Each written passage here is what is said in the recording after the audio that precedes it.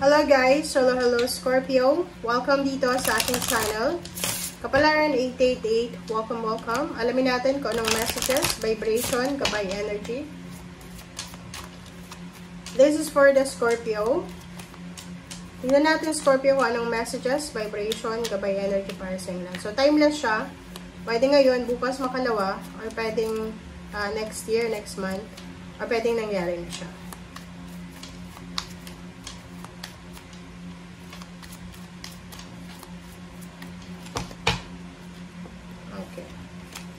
Okay, first card natin is Slumbering Moon. Wow.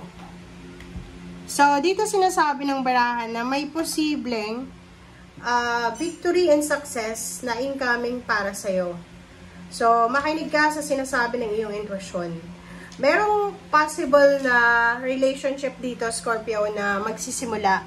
It's either love relationship, friendship, or any attachment na posibleng magbo-blossom.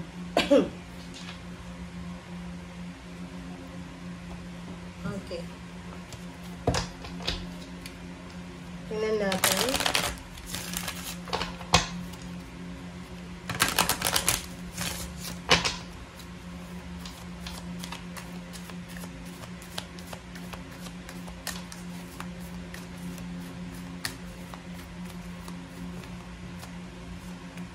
Okay, right. So, nakikita ko sa'yo dito na sinasabi sa'yo ng baraha. Pasensya na guys ha, kung malayo yung mic natin. Sinasabi ng baraha sa'yo dito, Scorpio, na oras na para siguro magsimula ka ulit na mag-manifest. Oras na para magsimula ka ulit na isulat yung mga bagay-bagay na gusto mong mangyari sa buhay mo. Kasi parang, di ba, maraming manifestation ka, marami kang sinulat na manifestations or New Year's resolution, pero siguro yung iba sa inyo, hindi nyo pa natutupad siya, July na. So, dito sa barahang to, sinasabi ng barahan na huwag kang mawawala ng pag-asa. Everyday, pwede tayong mag-affirm, mag-positive affirmation, mag-manifest, and huwag mong ililimit yung sarili mo. Okay? And, yung right card na yan, sinasabi ng barahan na siguro may kailangan kang isulat. Marami kang mga plano sa buhay na kailangan isulat, schedule, pwede pagkain, yung halimbawa nagda-diet, or kung ano pa man. Okay. Pasensya na guys, sobrang laki ng barahan to. May mas malaki pa akong baraha, pero hindi ko magamit-gamit kasi kalahati siya. Dalawa lang ang pwedeng.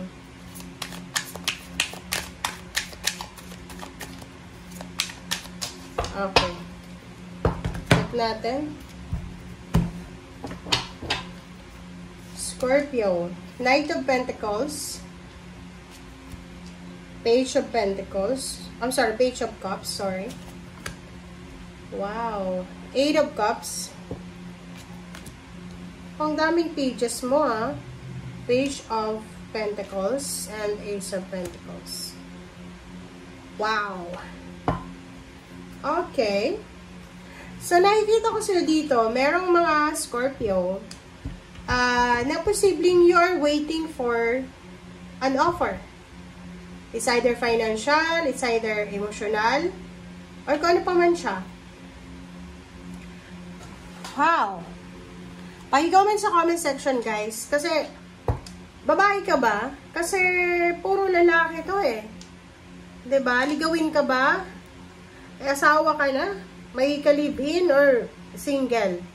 Kasi kung makikita mo dito, may darating eh.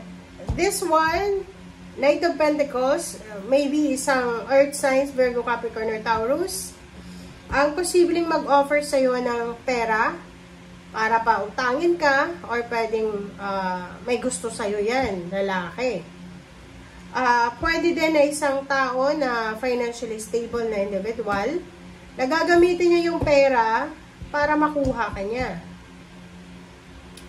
Nakikita ko sa'yo dito, kung single ka, possible na mayroong magkagusto sa'yo or magustuhan mo, and yung taong yan, It's either earth signs, it's either water signs, same as you, water sign, Pisces, Scorpio, and Cancer. And nag-o-offer yung isa ng, like nililigawan ka syempre. Yung isa mayaman, may trabaho, or pwedeng hindi naman mayaman, pwedeng stable ang job niya. Yung isa naman, love life lang yung ino-offer niya sa'yo. And sinasabi ng barahan na you have several choices eh. Yung parang maguguluhan ka. Alin ba dito yung para sa akin? Alin ba dito yung kailangan kong tanggapin? Parang ganon. But, may iba din sa inyo dito, Scorpio, na isang sure na offer. Maybe this is a new job, new career, new source of income, like part-time or maybe mga sidelines. Or this one is maybe international job offer. Or pwedeng sa local lang, sa Pilipinas. But, sure na sure eto. Diba? Sinasabi ng baraha sa'yo na yung Ace of Pentacles na to is kailangan mong lumabas sa lugar kung nasaan ka sa ngayon. So, halimbawa, kung nasa probinsya ka, lumabas ka yan sa probinsya. Punta ka sa city. Kasi pwedeng doon mo matagpuan eto siya. Okay? So, may naghihintay sa'yo eh. So, you don't settle for a less. Diba? Parang, huwag kang mag-settle sa isang lugar, sa isang trabaho, sa isang negosyo, na alam mong may mas deserve ka pang mas better. Diba? Okay, so let's confirm, guys. Oh, sorry.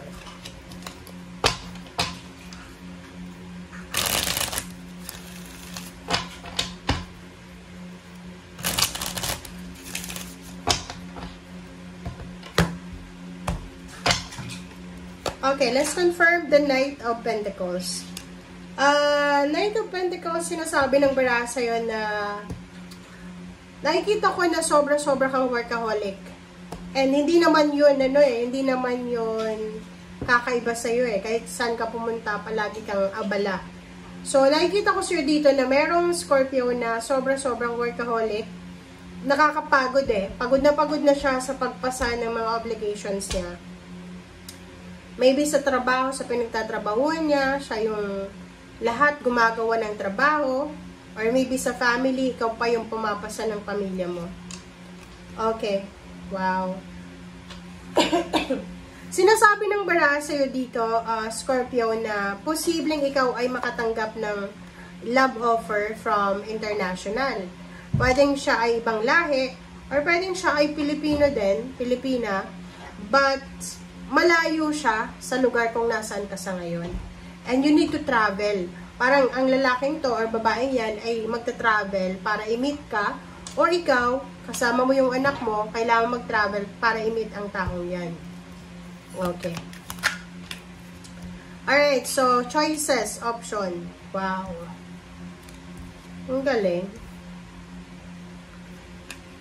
Mag-iingat ka, okay, Scorpio, kasi, yun na nga, ang Scorpio kasi, isa siya sa mga zodiac sign na sobrang masipag.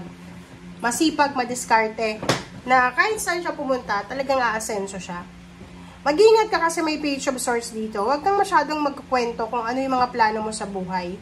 Especially sa Virgo, especially sa Capricorn, or sa kung sino man na zodiac sign yan, huwag kang masyadong magkukwento, or sa Libra.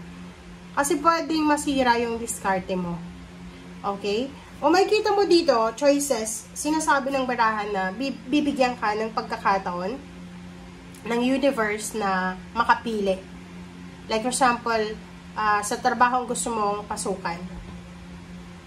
Bibigyan ka ng pagkakataon ng universe na ikaw yung magsasabi kung magkano yung sweldo mo, ganyan, ganito. And you have choice in option na maging mahirap, maging mayaman. Kumbaga, ang sabi sa'yo dito ng Empress and Queen of Pentacles, nasa kamay mo, Scorpio, or ikaw mismo, decision making mo, kung gusto mong maging asensado, or kung gusto mong kontento ka na lang sa kung anong meron ka. Alright, so yun, Page of Pentacles, tingnan natin. Incoming money. Oh, wow. May talagang Page of Swords, siloso to eh. So, sinasabi ng baraha, huwag kang magkakwento ng mga pera, offer, love life na dumarating sa'yo. Kasi mayroong isang air signs, Gemini, Libra, and Aquarius, or maybe Virgo, na posibleng inggit sa'yo eh. Binabantayan yung bawat galaw mo. Hindi niya matanggap eh. So, kumbaga, kung ano man ang blessings na meron ka, hindi siya masaya. OMG.